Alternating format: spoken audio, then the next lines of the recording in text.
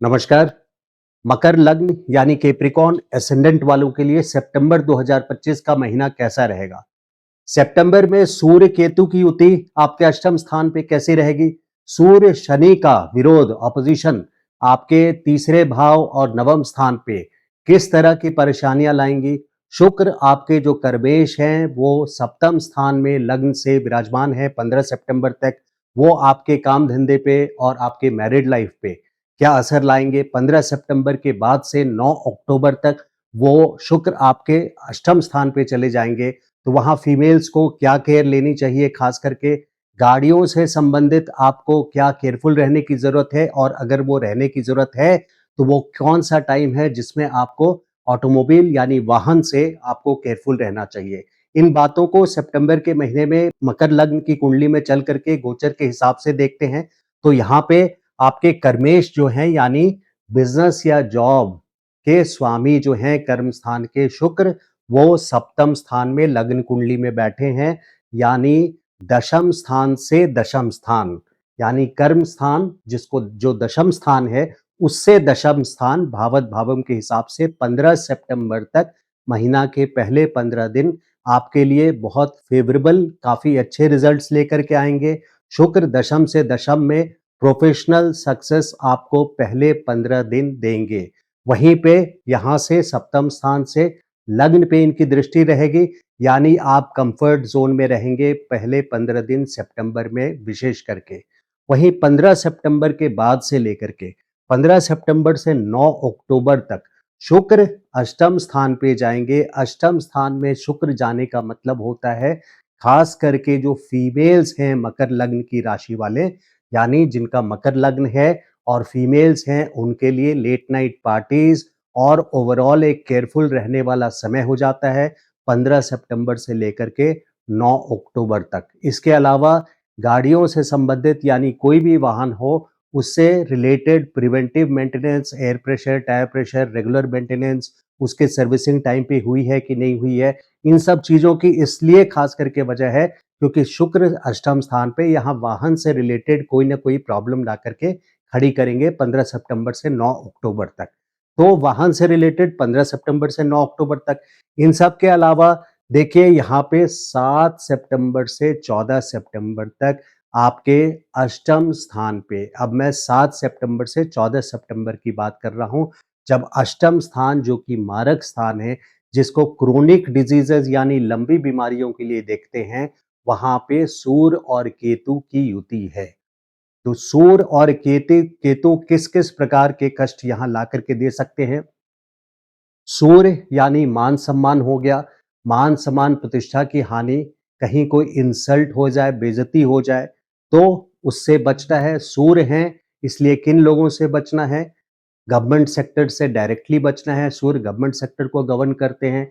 इसके अलावा किसी भी अपने अगर प्राइवेट जॉब में आप हैं तो अपने बॉसेस से, अपने मैनेजमेंट से, अथॉरिटी से, और कोई भी गवर्नमेंट रिलेटेड वर्क हो, ट्रैफिक पुलिस ही क्यों ना हो, उनसे आपको खास करके 17 अगस्त से 17 सितंबर तक सूर्य यहाँ पर हैं। लेकिन सूर्य केतु की जो युति की तीव्रता है यानी डिग्री वाइज जब ये दोनों बिल्कुल करीब हैं, सूर्य केतु के बिल्कुल पास पहुंचेंगे, वो है 7 सितंबर से 14 सितंबर तक। विशेष करके केयरफुल रहने वाला सप्ताह है 7 सितंबर से 14 सितंबर तक। हालांकि प्रोफेशनली मैंने अच्छा बताया है, यानी काम धंधे के लिए आपके अच्छा रहेगा यहाँ पे, क्योंकि भावत भावम के हिसाब से दशम स्थान के स्वामी जो कर्मेश हैं वो अपने से 10वें स्थान पे हैं।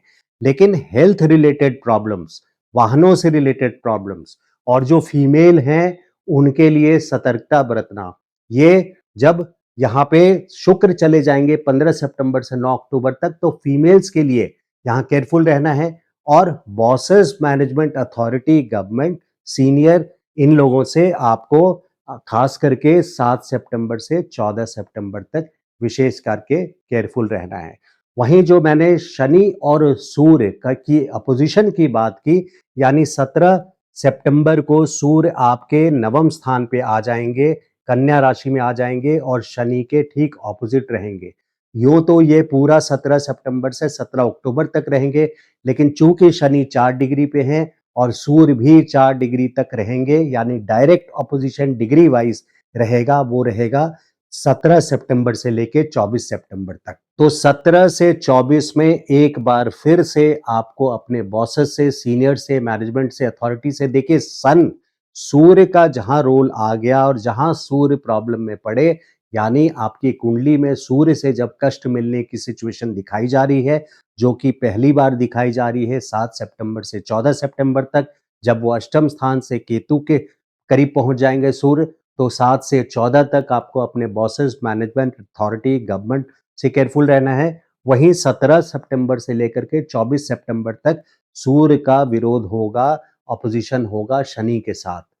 तो बॉसेस, मैनेजमेंट के अलावा और कहाँ ये आपका भाग्य स्थान है, तो भाग्य में यहाँ कमी ला सकते हैं। उस पर्टिकुलर वीक में खास करके अगर बात करें तो आपके जो सिबलिंग्स हैं, यानी भाई-बहन हैं, उनके लाइफ में, मैं भाई-बहन के लाइफ में अगर वो मैरिड हैं, तो उनके मैरिटल लाइफ में डिस्प्यूट बता रहा है, क्योंकि ये तीसरा घर आपके भाई-बहनों का है और तीसरे घर से जो 7वां घर पड़ता है, वो नवम स्थान है। तो यहाँ पे डिस्प्यूटेबल सिचुएशन बन रही है शनि और सूर्य की। तो अगर मैरिड हैं, तो उनके लिए जो पति-पत्नी, उनके जो भी एप्लीकेबल है, वो उनके मैरिड लाइफ में डिस्प्यूट की सिचुएशन हो रही है। इसके अलावा आपके लिए भी अपने सिबलिंग से खास करके 17 सितंबर से 24 सितंबर तक, यानी भाई-बहनों से डीलिंग्स में आपको केयरफुल रहना है, बात व्यवहार में आपको केयरफुल रहना है। यहाँ कहीं किसी तरह की डिस्प्यूटेबल सिचुएशन नज़र आ रही है 17 से 24, और चूँकि ये पिता स्थान है, चूँकि ये पिता स्थान है, इसलिए पिता के हेल्थ में भी कमी आ सकती है और पिता से संबंधित कोई प्रॉब्लम हो सकती है, यानी उनके हेल्थ पर भी इस पर्टिकुलर वीक में असर पड़ सकता है। इसके अलावा ये पड़ोसी का घर है, तीसरा स्थान, सूर्य की दृष्टि, सप्तम दृष्टि सीधे तीसरे भाव पे पड़ेगी, तो पड़ोसियों से डीलिंग में भी 17 से 24 सितंबर तक केयरफुल रहना है। फिर जहां मैंने 15 सितंबर तक कर्म क्षेत्र में, यानी बिजनेस या जॉब में फेवरेबल टाइम, अच्छा टाइम बताया है, एक स्ट्रॉन्ग टाइम बताया है, वहीं पे 13 सितंबर के बाद से, यानी 15 सितंबर आप मान सकते हैं, 15 सितंबर के बाद से मंगल दशम स्थान पे आ जाएंगे 27 अक्टूबर तक। ये लंबा टाइम है, 13 अक्टूबर से लेकर के 27 अक्टूबर तक।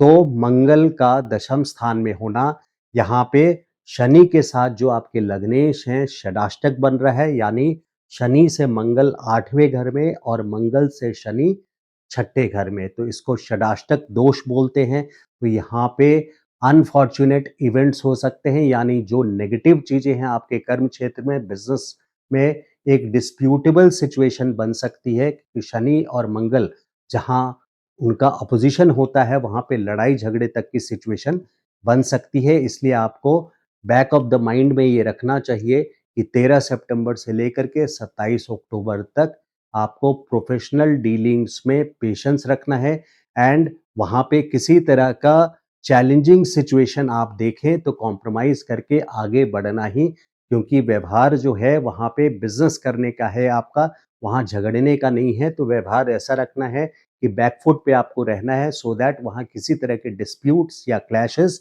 नहीं हो पाए।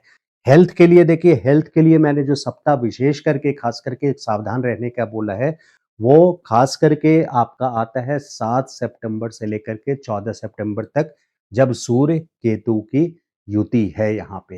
हालांकि अगर लंबे अवसर के लिए देखेंगे तो केतु का गोचर 8वें स्थान से हो रहा है, और केतु बहुत सीक्रेटली ऑपरेट करता है, यानी पहले से आगाह नहीं करता कि वो क्या परेशानी लेकर के आने वाले हैं।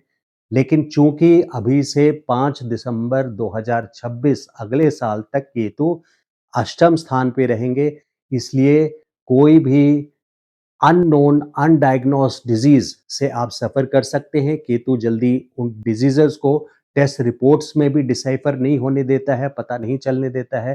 तो आपके तरफ से जो आप कर सकते हैं वो ये है कि कोई अगर लंबे टाइम से सिम्पटम आपके चल रहे हैं जो आपको नहीं पता है, या अगर पता भी है तो जिसको आप इग्नोर कर रहे हैं, तो अब वो टाइम है जब आप उन सिम्पटम्स को इग्नोर नहीं कर सकते, क्योंकि केतु अष्टम स्थान से ट्रांजिट कर रहे हैं और ये लंबा ट्रांजिट है, गोचर है। केतु यहाँ पे अष्टम स्थान पे 5 दिसंबर तक रहेंगे।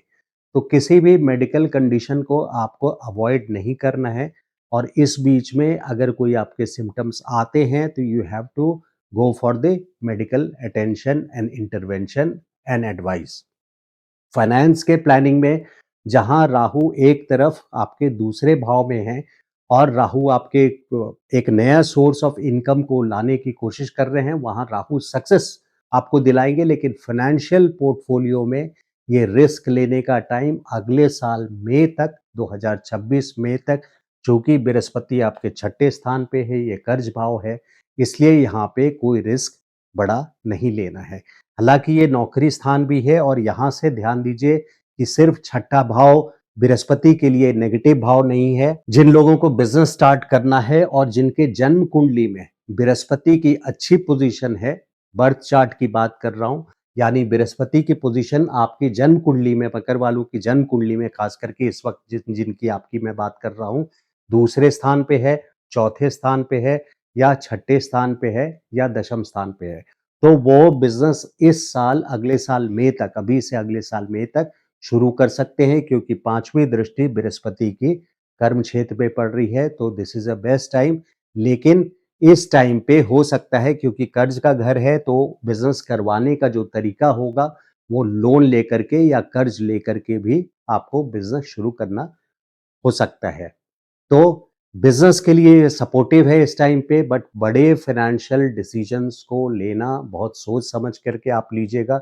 यहाँ पे बड़े फाइनेंशियल डिसीजंस, हालांकि कुछ कैश फ्लो यहाँ पे बृहस्पति की दृष्टि, नौवीं दृष्टि सेकंड हाउस पर भी है जहाँ राहु हैं। तो देखिए, इस बात को गौर से समझने की जरूरत है कि बृहस्पति यहाँ से नौवीं दृष्टि से सेकंड हाउस को देख रहे हैं, तो जो इनकमिंग कैश फ्लो है उसको तो आने दीजिए, प्लानिंग ये होना चाहिए। और राहु सेकंड हाउस में ऑलरेडी सपोर्ट कर रहे हैं, लेकिन अपने तरफ से कोई बड़ा फाइनेंशियल रिस्क नहीं लेना है। अब रेमेडी पार्ट पे आते हैं। देखिए, रेमेडी पार्ट में क्योंकि हेल्थ के घर में केतु अष्टम स्थान पे हैं, तो स्ट्रीट डॉग्स को यहाँ खाना एक रेगुलर वे में कराना चाहिए। पब्लिक न्यूसेंस को ऑब्वियसली आप अवॉइड करेंगे, बट एक रिलीजियस सेंटिमेंट से you can feed street dogs, जिसके लिए केतु खुश होंगे यहाँ पे, और केतु की जो नेगेटिविटी है वो कम होती है। इसके अलावा सूर्य को जल देना है 17 अगस्त से लेकर के 17 सितंबर तक खास करके।